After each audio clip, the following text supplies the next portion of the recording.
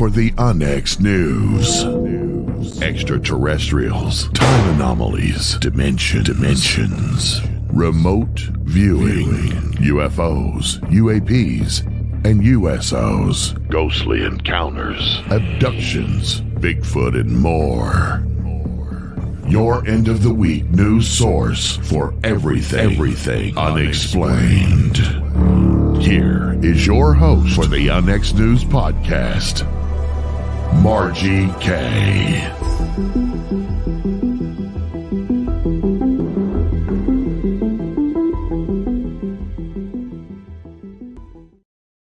Good evening, everyone, and welcome to UNX News. I'm your host, Margie K, and we have a good show for you tonight. I've got a couple of announcements to make first. First of all, the Arkansas Paranormal Expo is coming up October the 28th and 29th in Little Rock, Arkansas. And tonight, we're going to be giving away 2 tickets. They also come with a sticker. And when you get to the event, you will get 2 t-shirts. So if you want to enter that, pay attention to the show tonight. Halfway through, we're going to do a special, and some lucky person is going to get those tickets. So also, you know, XCon is coming right after the Arkansas Paranormal Expo. You can do both of them because they're not that far away from each other. XCon is going to be held October 30th through November the 1st in Springfield, Missouri. And we have got a special going on that ends at midnight tonight, everybody. 50% off tickets until midnight tonight. Use the promo code UNXSUB. And we will have other specials going on, but not one this good. So make sure you get your tickets. We've got a really, really nice full lineup for you of speakers. And Scott Walter is our keynote. You know, he's the host of America Unearthed. So we're looking forward to that. We're also doing a couple of film premieres. So you don't want to miss it. Also, UNX Magazine is published monthly and is free to UNX subscribers. You get a free subscription on the front page of unxnetwork.com, and you will get the digital. And there's also a new option for you to purchase an X Club Gold subscription for $15 a month, and you will get a lot of discounts, a lot of extra goodies, but also a printed copy of the magazine with our quarterly issues. Tonight, my guests are Bill Kuselos and Jaci Kuselos. We're going to be talking about the fact that they are phenomenology research professionals, and they investigate the correlations between post-traumatic growth and trauma across various disciplines. They authored and published the book, Bridging the Tragedy, Silver Linings in the Mysterious Ohio River Valley. It's a psychological study based on the 1967 Silver Bridge disaster that occurred in Point Pleasant, West Virginia. And of course, that includes the Mothman sightings. We're definitely going to be talking about that. Bill's lifelong interest in the paranormal began in the late 70s with the original Project UFO series that aired on Sunday night television. In 2003, he was introduced to the Mothman Prophecies movie, and it changed his life. Since then, he has read nearly all of John Keel's research, as well as the works of similar authors, including Gray Barker and Andy Colvin. Since 2016, Bill and Jaci have visited Point Pleasant regularly, and they became friends with several area residents, including the late Carolin Harris, co-founder of the Mothman Festival. Bill holds a doctorate in psychology with a focus on post-traumatic growth. Jaci is a retired United States Postal Service postmaster and a current business owner. She specializes in research, data analysis, and connecting the dots between intuition, perception, and reality. And they reside in Northern Illinois. Welcome to the program, Bill and Jaci. Hi, Margie. How are you? I'm great. Thank you for coming on this evening. I know you guys have both been real busy, and I'm teasing Bill because he looks like he's in a dungeon in the basement, but he said that's where he belongs. So I'm glad you could join me this evening. Mothman is one of my favorite subjects because, and we've talked about this before, as you know, we had sightings reported in 2011, 2012, and that's when I got interested in the Kansas City area. And so I did more research, and then people started contacting me. So I've got over 160 reports now in a book I wrote about it called Winged Aliens, but also I did a Google map for winged creatures, winged cryptid creatures, and putting these sightings in that, and they're from all over the world. So let's start with the Mothman idea. How did the two of you get interested in that subject? How did we get interested in that subject? I guess it started with me.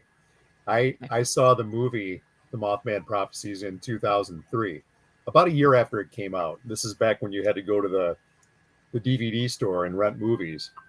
And I had a copy of it and was watching it, and it was a very interesting movie. It caught my attention. I enjoyed it. I didn't feel like it was an awesome movie, but the story was excellent.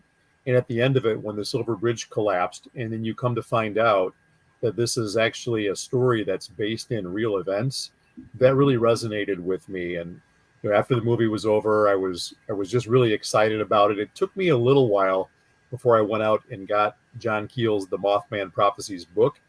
But after I got that book, it's like the floodgates just opened up. I got the audio book. I listened to that on a regular basis. And I just started collecting all of John Keel's work, all of Gray Barker's work, and just really kind of went to town, just learning as much as I could, because to me, it's the most interesting of all paranormal phenomena. And because it touches on so many different things, there's never a dull moment. Mm-hmm. Oh, that's for sure. And I think a lot of us got interested in Mothman with the Mothman Prophecies film that was made with Richard Gere. Of course, come to find out, it's not exactly the truth, and they take license with things to make a Hollywood deal. But the gist of it was real. Jaci, you do a lot of data analysis, and you've studied this for some time. Is it your opinion that the Mothman is a real creature? I don't know how to answer this really. My opinion is that there's definitely something going on that's paranormal or cryptid. I don't, cryptid I guess is paranormal, but I have, like, over the years changed my opinion of what I thought Mothman might be. I originally thought that Mothman was probably an experiment from Wright-Patterson Air Force Base, and they were using the West Virginia and the Ohio River Valley to do their experimentation with flying men. Mm-hmm. And since going to Point Pleasant and doing more research and talking to people, I really, in my heart of hearts, believe that Mothman is either a transmogrification or something that's slipping in and out of the veil, something that some of us get to see and some of us don't get to see. Mm-hmm. So that's probably where I lean more than anything, is that it's a being that is presenting itself and then leaving or whatever. I don't know how to say it other than that. Yeah, I completely understand that. What is your opinion on that, Bill? So I've spent a lot of time researching Keel, and I just find him fascinating. He was light years ahead of his time in terms of research. He really kind of debunked the whole idea with extraterrestrials that they really were specifically nuts and bolts type constructs, and said they were more psychic phenomena, or like Jaci talks about, craft that slips in and out of the veil. So in carrying that a little bit further, when he investigated the flap in 66 and 67 in the Ohio River Valley, he never did get a chance to actually encounter a Mothman. But the people who did encounter a Mothman came at it with various descriptions. Some said that it was like a black type of a being that looked like it had bright red eyes. Others said that it was gray. Its skin was gray. Some said it was brown. Some said it was just a big bird. but there were different descriptions. But the interesting thing, the people that we've talked to in Point Pleasant the last 7 or 8 years have said that, hey, if it really was a flesh and blood type thing, we are a state of avid hunters. So the men hunt, the women hunt, the kids hunt. We would have shot this thing by now. So he didn't believe. And I guess my thought is, like Jaci said, it's something that kind of comes at our perception along the lines of our belief systems, or as a transmogrification of energy, meaning, if I have a Judeo-Christian type mindset, I'm going to see it in a certain way, and maybe somebody of a different background is going to perceive it as something different. But I do think it's something that's energetic, maybe spiritual in nature, that goes, into different dimensions that we can't really physically follow. At least we're not conscious of how to do that. I'll tell you what, that's my opinion as well, that they come in and out of dimensions. Real quickly, I'll tell you about a case that's near me.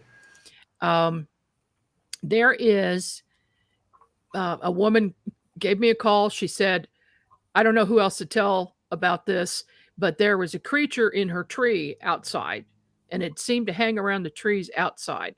And she wanted me to remote view it to see what the heck was going on, because it was a humanoid with wings. It was all black, and it had red glowing eyes. So I thought, okay, we're talking about a typical Mothman here. So she asked me to remote view it.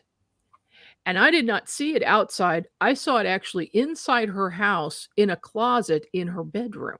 Oh, boy. And that was the first time I'd ever seen anything like that. I was not expecting it. And I simply asked her, I said, on the inside of your house, if you go in the front door, is there a staircase to the right? She goes, yeah.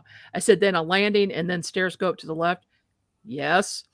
I said, and then you turn right and go to your bedroom, and you open the door, and there's a whole bunch of windows on the opposite side and a closet on the left. She goes, how are you doing this? I said, I'm a remote viewer, so I just want to make sure I'm in the right place, because what I'm seeing is very strange. And I need to ask you if you've seen anything in your house. She goes, yes, it hangs around the closet. Oh, wow. So I'm wondering if you have had any reports like that or experienced anything like that. And what do you think is going on there? Wow. I got to tell you, I got chills when you said that. That scares the living, what, right out of me. Yeah. That's the last thing I want to encounter. As much as I've spent researching this thing, I don't think I'd want it inside my house. That's really, really scary. We haven't encountered Mothman or a Mothman type creature. I haven't had any experiences that I would describe as paranormal. Jaci has had some paranormal experiences throughout her lifetime, both before we met and since then. But what we have done in West Virginia several times is in Point Pleasant in West Virginia, right at the confluence of the Kanawha and the Ohio rivers. We conducted a ghost box session, and we got some really interesting feedback there. Oh. And we also did one across the river on the other side in Gallipolis, Ohio, in a building, and we kept getting Indrid cold. I kept getting Indrid cold hits like 4 times, and I was under for like an hour, which is a long time to be doing a ghost box session. And then in Charleston, West Virginia, we did a couple different sessions which had lights out, off the charts type paranormal activity that was just crazy. But in terms of specific Mothman that you could actually definitively say that, I saw this, or this is what I got from the vibe that I picked up, I didn't collect that personally. How about you, Jaci? Do you and Bill always go on these investigations together? Yeah, typically. I mean, I've done some without him, but usually we're together on them. He didn't go. I went to Parkersburg. We did a spirit box session in Robinson Woods in Chicago because of the Mothman sightings in Chicago.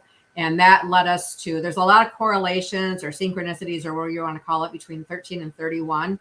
So the question was asked, what does 13 and 31 have to do with the Mothman? And the answer that came through the spirit box was a place to go visit. So I went with a friend to Parkersburg, because in Parkersburg, in a suburb very close, the closest you could get to Parkersburg, is an intersection of 13 and 31. So we went there and did a ghost box session. And that ghost box session is the one that literally took us to the point in Point Pleasant. We got things like a casket, a park, an obelisk, bones, all kinds of weird stuff. And so when we got back home, Bill had never done the spirit box session before that. And so we were telling him, and I'm like, we need to do it at the point, because that's where corn stalks, 5 bones lay. And there's 2 obelisks in that park. So one thing led to another. And so once he saw how it worked and the confirmations he was getting, I was the one that was under, then he was more open. I think he thought it was evil, but he was more open to doing them. And now he sees how paranormal activity really occurs. I think that when you're searching it out, it starts searching you out. So it does. Yeah. Once you go down that rabbit hole, right? Yes. So from the beginning of your studies to now, has your opinion changed on anything? Me, yes. It's changed. It has changed in so many ways, because, I used to see, I'm pretty logical, and I see things kind of black and white, and I did. And now, because I see how the paranormal phenomenon can actually play with you, things are more gray. Things are way more gray. And I really do think that things come to us in a way that we can understand it. I did have one thing when I was a child where my sister and brother and my other sister and my cousins were playing softball out in the side yard. And there was a bean field to the west. And we saw this big thing, just coming through the field like this. And you couldn't see anything other than the shape. And it was like squared off kind of thing. Every one of us still remember that to this day as the exact same thing. We all remember the way it shaped, the way it walked, and everything. But other than that, I think that we all get something different from what we're experiencing. Yeah, that does seem to be the case. You can have a bunch of people together and they each see something a little different. Sometimes they see the same thing, which is rare, like you said. Mm-hmm. And so you had paranormal experiences going back to childhood then? Yes. Okay. And how about you, Bill? Did you have paranormal experiences when you were a kid? I really haven't, nothing that I recall.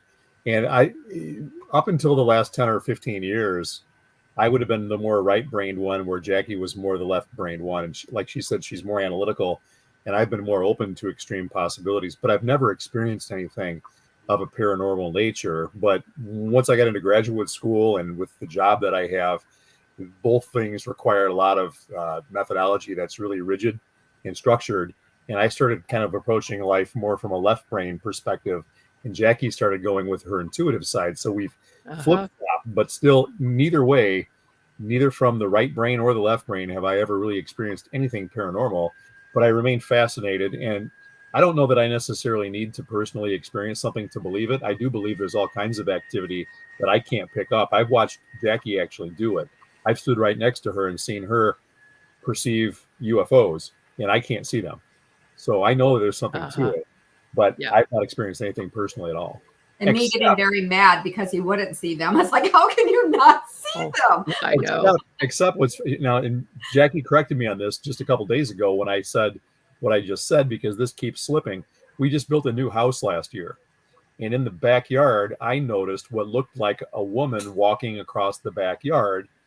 And then I got up to go see what was going on, because we have a fenced-in yard, and that would be somebody trespassing. Mm-hmm. There was nobody out there at all. And I told her about it.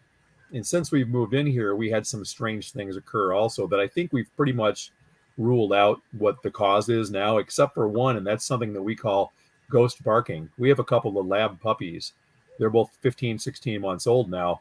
But when we first moved in, we heard dogs barking inside of our house that were not them. They're coming from the other side of the house. Our dogs were asleep, and they weren't hearing it. They were not reacting whatsoever, but we both heard it. It really freaked us out. Okay. So a few minutes ago, you said you didn't have any paranormal experiences, but it sounds like you do.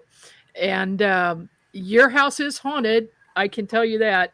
I'm looking at it right now. Do you feel it? Yeah, I see a woman. Yeah. Oh, wow. Yeah. Wow. Yeah. Now she's not evil or anything. She's just there. Is she in the basement behind him? Did she what? Is she in the basement behind him? Oh, yeah, she is right now. Yes. Oh my God. No, I'm kidding.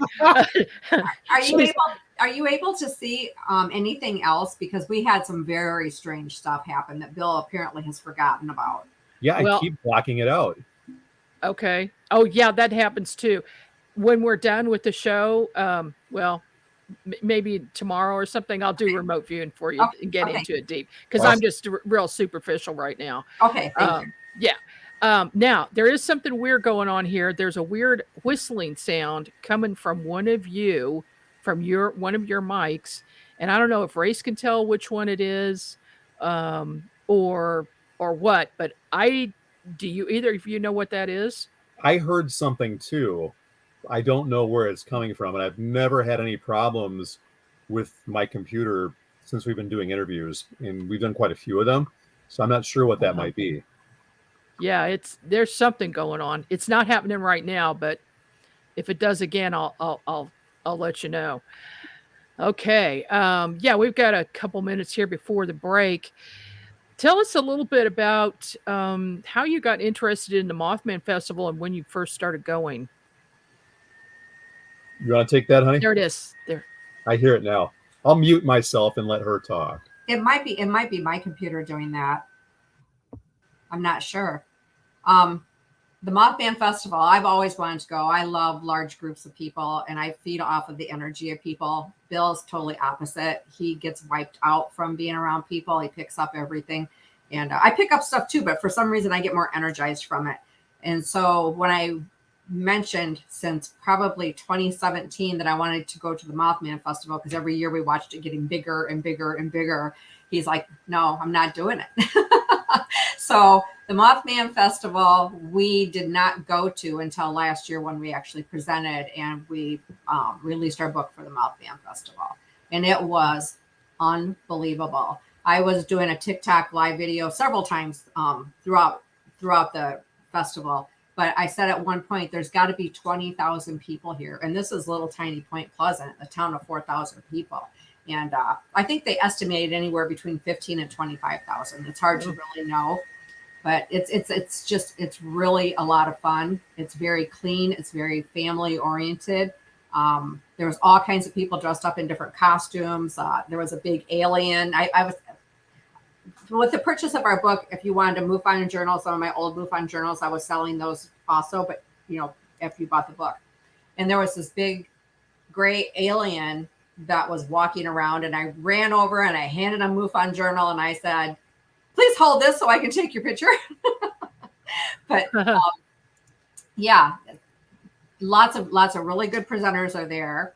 There's hay rides where they take you out into the TNT area, and there's always a guaranteed flyby of a Mothman out there, and they just do all kinds of really fun stuff. Oh, wow. All right. That's here's a couple of pictures I grabbed. The world's only Mothman Museum. That is in Point Pleasant. And you said what? That's a town of about 4,000 people? Yeah. Okay. Yeah, that whistling sound is coming, I think, from your end, Jackie. Yeah. And do you hear it? It's like my computers. I need a new computer. I apologize. It's kind of winding. I've never heard a computer do that before, but okay. And then a couple of these. Now, they just had the festival September 19th and 20th. Do they do that at the same time every year? It's always the third weekend of September. So, okay. Yeah. Okay. And then here's this giant statue. Do you think that's an accurate representation, Bill and Jackie, of the Mothman that people saw? It really isn't, Margie. What that is Bob Roach was the sculptor who created this, 20 some odd years ago now. And he used the cover of the Mothman Prophecies, one of the versions of it that were released, I think, I don't think it was the original version, maybe the one that was released in 1991. That was taken from a Frank Frazetta rendition of what Mothman looks like, the Hollywood version of Mothman. So nobody reported Mothman looking anything like this, but that thing really looks cool. All right. Yeah, it does. It absolutely does. Okay, well, we're going to take a short break, and when we come back, we're going to talk about Bill and Jackie's book. And so this is Margie K. We'll be right back after this. In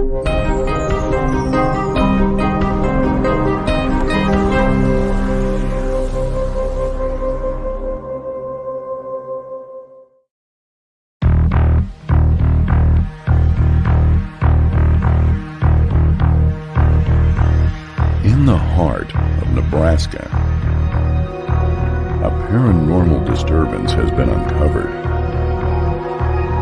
As this mystery unfolds, strange objects are discovered. What do you get from it? I feel a real demonic energy off of it, but I also feel more than demonic, it's just plain evil. And there was a creepy door down there that was painted on with spots and different types of patterns. It just didn't seem right. And contact is made. It just touched me on the back of the neck. Will the spirits of Blue Hill be set free? Or will they be trapped for eternity?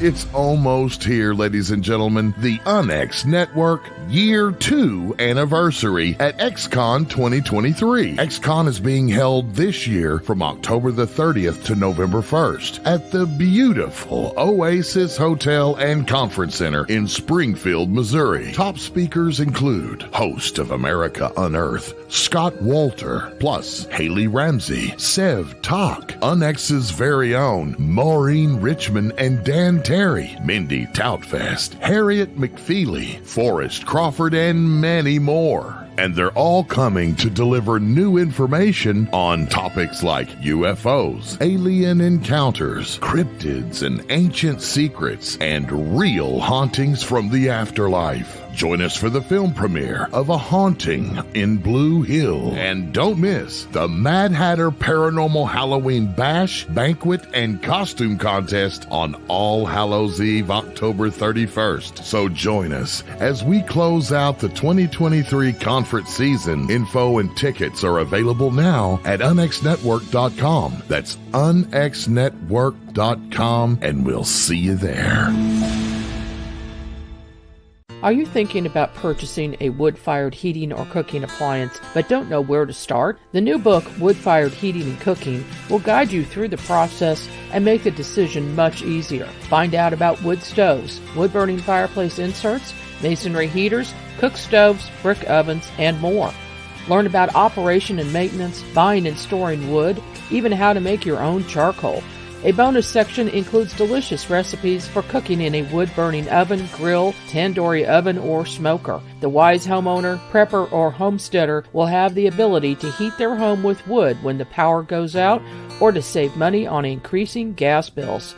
Wood-fired heating and cooking is available at Amazon. Visit www.woodfiredpub.com for more information. That's woodfiredpub.com.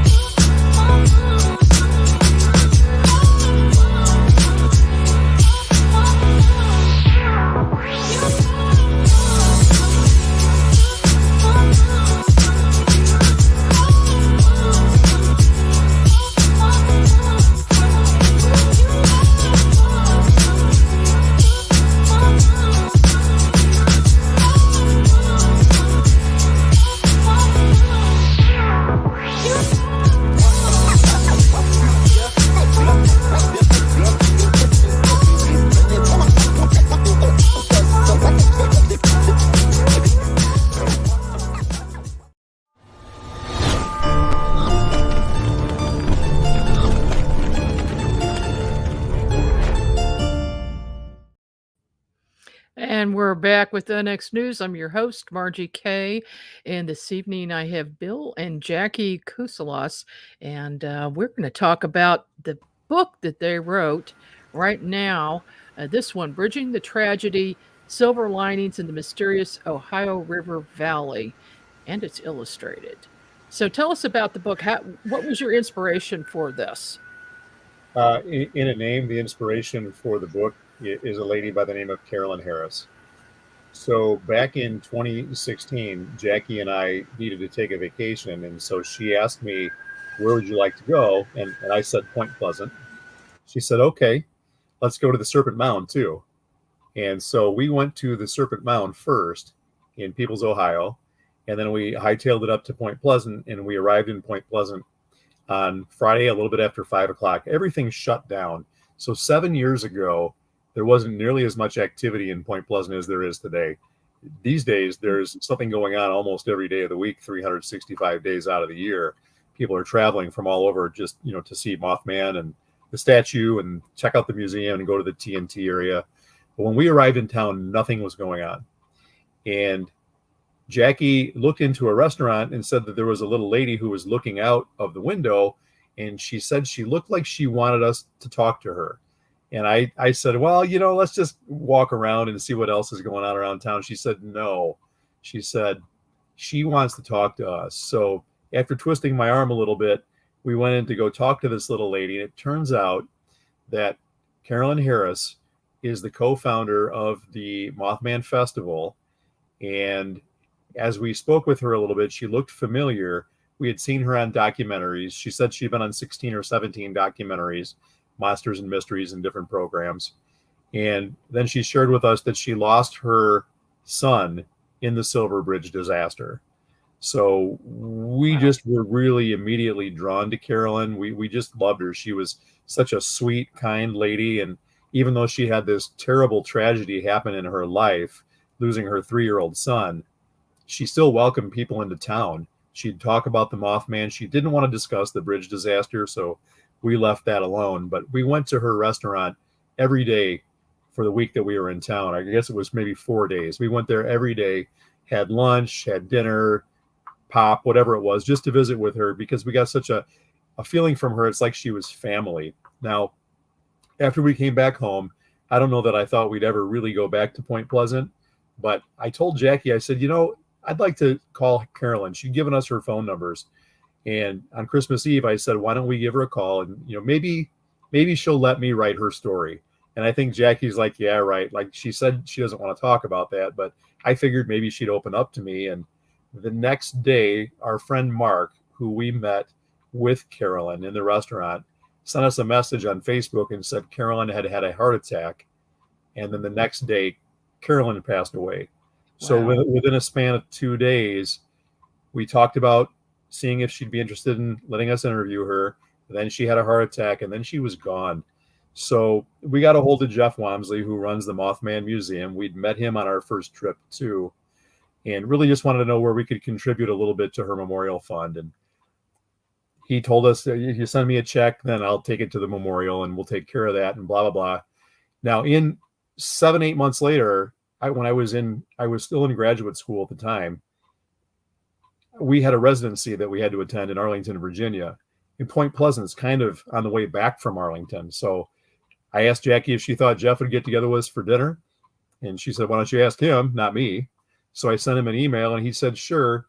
And really what happened, Margie, as a result of us getting to know Jeff, really caring so much for Carolin, knowing what she experienced, that when it was time to start working on a book, Jaci had come up with an idea. Why don't you talk about post-traumatic growth? Because that's a concept that I was researching a lot of for my dissertation. She said, what about post-traumatic growth and paranormal experiences? Well, we kicked that around for about a year till we finally came up with the idea of doing that research based upon the Silver Bridge disaster. Carolin was the inspiration for that. Wow. That's also amazing to me still. I mean, this happens all the time, but there are no coincidences, I don't believe. And for you to make these contacts, and then of course, Jaci, she sensed that she wanted to talk. She knew she was using her spidey sense to figure that out. So that's really good that you made that connection.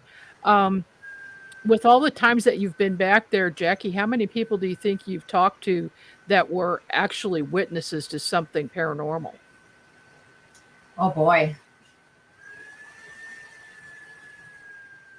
I would have to say probably like 20, just to throw it out there, 20 or 30.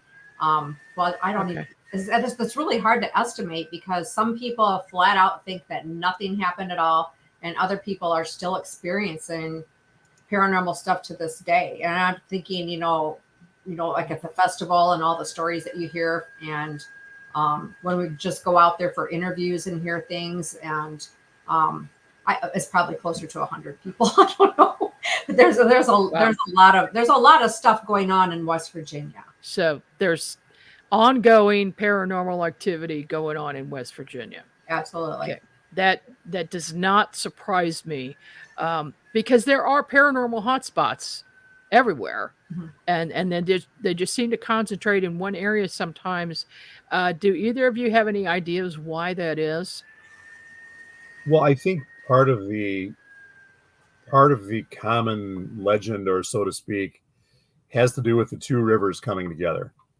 That it provides some type of a natural energy that's spiritual in nature when those two rivers come together, the Ohio and the Kanawha. Now, in addition to that, the Kanawha River itself, as it goes from Point Pleasant all the way up to Charleston, which is about 45, 50 miles, it's known as the River of the Dead, because the natives would bury their ancestors on the banks of the river all the way up through Charleston. So you have all types of bodies that are buried there.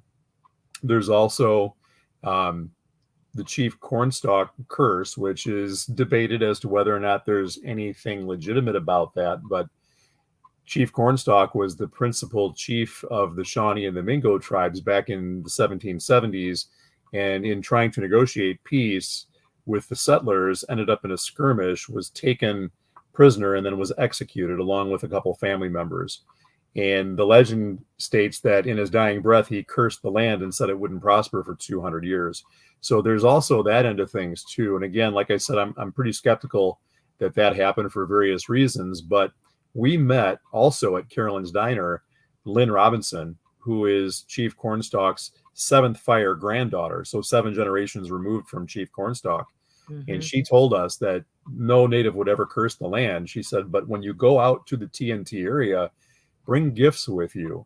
She said, bring some tobacco with you. So she crushed a couple cigarettes into a box and said, take this out with you. And then to the north, east, west, and south, drop a pinch of it and just offer it as a gift, because you have 3 communal native burial grounds right there in the TNT area, which is where Mothman was really, that was known to be his haunt in 66 and 67. So, there's a real native element to things. There's the burial aspect, the rivers coming together.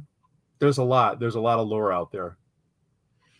Now, I know that there are sightings of this Mothman creature, which, in my opinion, maybe should have been called Batman because it has bat-like wings, and didn't really look like a moth. But are people seeing it during the daytime and at night? There were reports of daytime sightings and nighttime sightings in Point Pleasant in 66 and 67. Tom Urey, who was the manager of a shoe store, as he was driving in his car, saw what he described as a very large bird. And it was in the morning, like 8 o'clock in the morning. Connie Carpenter, who was a young lady, 18 years old, on her way home from church back in 66 or 67, she saw a Mothman in the broad daylight. So there were daytime, sightings of Mothman in addition to the nighttime ones. I think nighttime was a lot more prevalent. That's what Keel reported on primarily, were the nighttime sightings, but there were others that took place during the day as well. We've had the same thing here. There have been daytime sightings as well. And I've noticed that there are clusters of sightings started with Point Pleasant, then Chicago, then Kansas City. So it seems to me that they're kind of moving west, a general westerly direction, following rivers, because there are rivers that go from both of those places all the way down through Kansas City. And so I've just made an observation that there are rivers involved, there are large bodies of water involved, and bridges. And in Kansas City, in the Independence area, we have a bridge that crosses the Missouri River. There's been a Mothman sighted near that area several times. What do you think the connection is to bridges? Well, the way that I've kind of heard it described is that bridges represent transition. And certainly in Ohio, you're going from the state of West Virginia to Ohio when you're crossing over. And I want to say, maybe did the bridge you just described, does that go over the border of a different state as well? No, it doesn't. It's Okay. it's in Missouri. But you are basically traversing one area to get to the next and going Yes. across a natural waterway, which, I mean, I'm just kind of spitballing here, but it just seems that there's a certain energy flow, obviously, with the current that goes through there. And as we talked about with the Kanawha River being the valley or the river of the dead, that you've got all these different bodies here which transmit spiritual energy. I don't know if that's the case in the other rivers as well, too, but this entire country was settled by natives in the past. And maybe that energy is residual and left over and has something to do with what's going on here. Jaci, do you have any intuitive insights into that? Well, the only thing I can really think of is something I learned when I was in Point Pleasant. The Water Panther tribe, there's a Water Panther stone in 2ND Way, the park at the Point, and Point Pleasant, West Virginia. And the Water Panther tribe, Native Americans, that was their stone. And what I learned from that was the Thunderbird and the Water Panther are like enemies, and Thunderbird rules the air. And if you think about a Mothman, it's huge like a Thunderbird. And then the Water Panther rules the underworld, the under the water world, and also copper. And the one thing that I thought of with the bridge in Point Pleasant was of the cars on the bridge and all of the copper that was in the cars. And that maybe all these weird things that are happening in Point Pleasant, West Virginia, because that's not the first tragedy that they've had, that maybe there's this ongoing battle with the Thunderbird and the Water Panther. And the Water Panther literally won that battle by pulling all of the cars with the copper down into the water from the Thunderbird, because there was supposedly a sighting of the Mothman near the bridge at the time it went down. And so if there is anything like that may be going on, then it wouldn't just be Point Pleasant, it would be any waterway. So there's constantly cars traveling over bridges and they're full of copper. So that could be part of it, that there's this battle because there's so much going on that we have no clue. And so there could be this battle of these two spirits that or whatever they are, that are literally fighting for rulership. I had never heard that before. That's interesting. It makes you wonder about energies, spirit energies, and frequency, and I've often thought about the frequency and the tones of cars going over bridges, and what does that attract? I have another case in this area. I see your cat has come in. What's your cat's name, Bill? Well, this is Goosey. I've got ZB off here to the left. You just can't see her. Okay, yeah. This is Miss Personality right here. Mm-hmm. I love black cats. Okay. Where was I going with this? The vibrational energy. Yes, the vibration. Okay. Just real quick. I have another case, and this woman keeps seeing Mothman standing right in front of her, transparent, but she can fully see him. And he came in at a certain time a few weeks ago for the first time ever and stayed with her for a week and then left, and then recently came back again. And so she wanted to know why he was there. And I was drawn to remote viewing, looking at some chimes that she had outside, some wind chimes, real tall, deep tone. And I said that frequency attracted it. That's what got its attention. So I'm just thinking about the bridges out loud right now, thinking about that with that tone that's going on. And then, of course, Jackie's got that tone going on coming from her computer. Maybe that's a message. Maybe that's a message about frequency. We need to think about that. Bill, tell us a little bit more about the book and what it covers. So what we wanted to do again is to focus on the growth and the good things that happened as a result of the terrible tragedy that was the Silver Bridge disaster. And then also we wanted to talk to people who had paranormal experiences. We encouraged them to talk about those as well.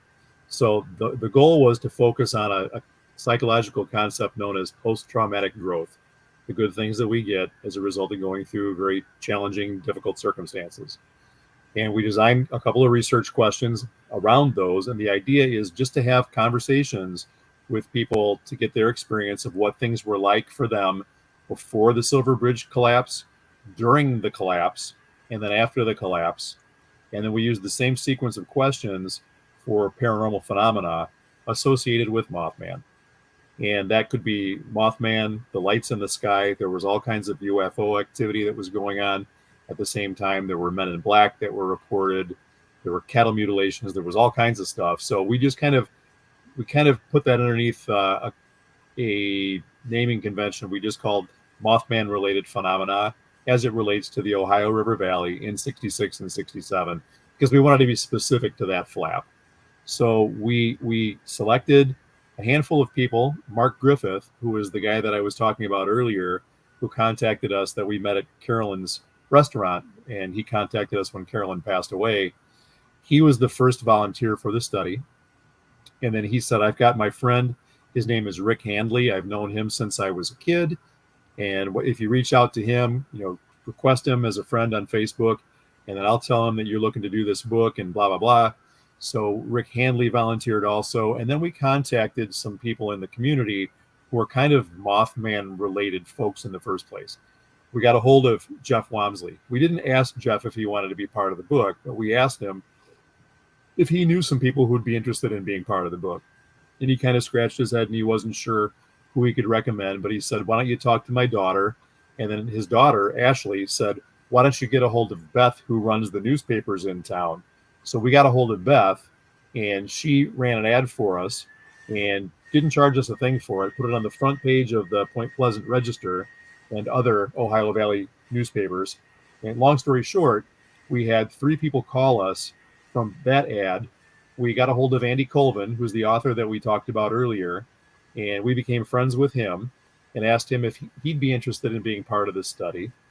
And then we also asked his friend Harriet, who is subject of some of his studies. He has a video series and a book series called The Mothman's Photographer, and she is part of a lot of that. They grew up together in Charleston, West Virginia. So long story short, we had 11 volunteers. We interviewed them between June and January, June of 2021 and January of 2022. And we got all their information. We transcribed their interviews, and then we applied a methodology that's known as grounded theory. And what this is it's a qualitative way to take conversational interviews and pull data out of them instead of using statistics and using numbers. So it's all based upon personal experience. And so we ran that through the grounded theory process, which I'll spare you the details on, but it's pretty methodical and took a long time, a couple of months to process all that data.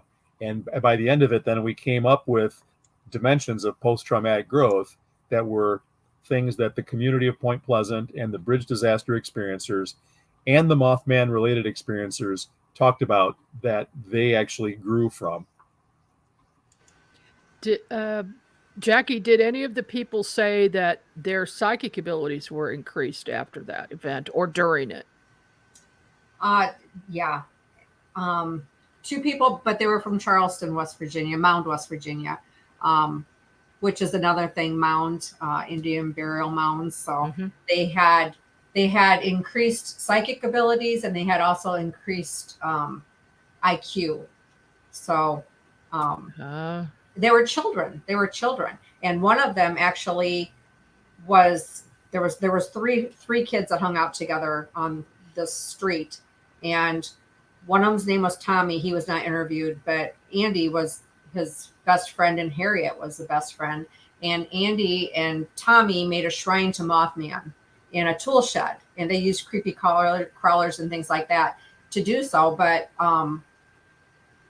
Tommy was telling Andy about a vision that he had, and he told him he could see it too. And he pulled him over by the tool shed, and he told him to touch him on the arm, and he touched him on the arm. And when he did, he saw a vision of the Twin Towers coming down. And this is 1967. Oh. And he didn't realize it was the Twin Towers coming down until it actually happened when he was an adult. So they had, yes, really, truly increased psychic abilities. I mean, off the charts stuff, and UFO activity and all kinds of other stuff was occurring there too. And does that continue for these witnesses today? Harriet is extremely psychic, and Andy is too. He doesn't seem to like. He's different. He's psychic differently. I don't know how to describe it, but he's more so like laid back. He's not like Harriet's more like I am, like she's, like, kind of. And, but Andy, he just kind of sits back and you just kind of have to watch him, and then you'll see something click and then he'll talk about it. So yeah, it continues. Interesting. Yeah. I know there were a lot of other things going on at that time, like that, for instance, the UFO sightings. Can you talk about that a little bit? What were people seeing? Well, Harriet told us that her brother had a UFO land in his yard. And she said he wasn't the kind to make things up. So she believed him. She didn't see anything. But Denny Bellamy, who is another guy who is a Point Pleasant local who we interviewed, he is the Mason County Visitors and Convention Bureau executive director. He talked about having seen a UFO over the Ohio River. And now he told us later on that when Desert Storm happened, he saw his UFO that he had seen back in whenever it was, the 70s or the 80s. He said he saw it again on TV as it was bombing Iraq. And so what he thought was that some of the planes came over from Wright-Patterson Air Force, and they would do like runs in West Virginia because it's so dark, and they could do all kinds of stuff over there. So that's what he said. But Linda Lane, who we interviewed, also saw a UFO in 67. Going up the Ohio River as she and a date were going up to, I think she said Pomeroy, Ohio. They were headed up that way, which is north of Point Pleasant. And who else told us? Did our friend at the high rise, Charlene? Charlene Finch. Yeah, she thought she had seen one over her house in the subdivision of Point Pleasant.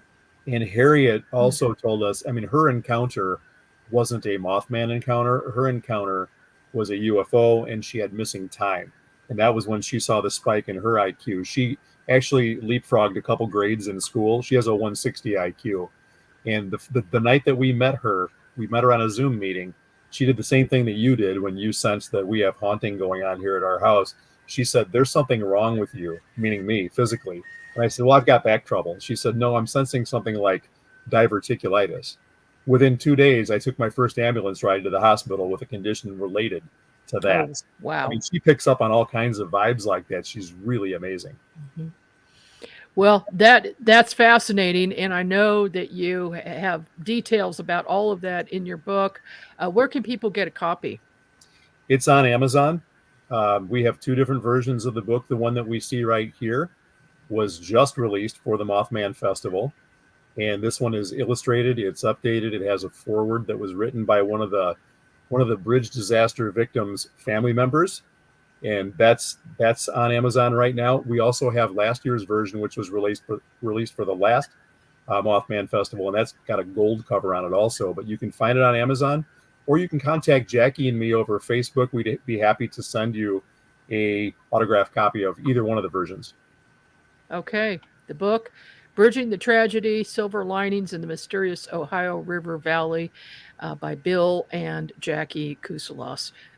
Thank you so much, both of you, for this evening and spending some time with us. It's fascinating information. Nice to visit with you, Margie. Thanks for the opportunity. Well, thank you so much, and we'll be in touch. I'll be in touch with you within the next couple of days. Excellent. Okay, thank you for coming on the program. Everybody, I told you that I would be giving away some tickets. So here's how you do it. Send an email to kunxradio@gmail.com.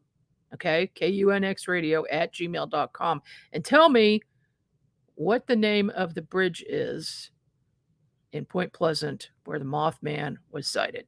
Okay, first one to do that is going to get these tickets. Make sure you send me your name, address, and of course, your email will be there. This is Margie K, and I'll see you here again next week.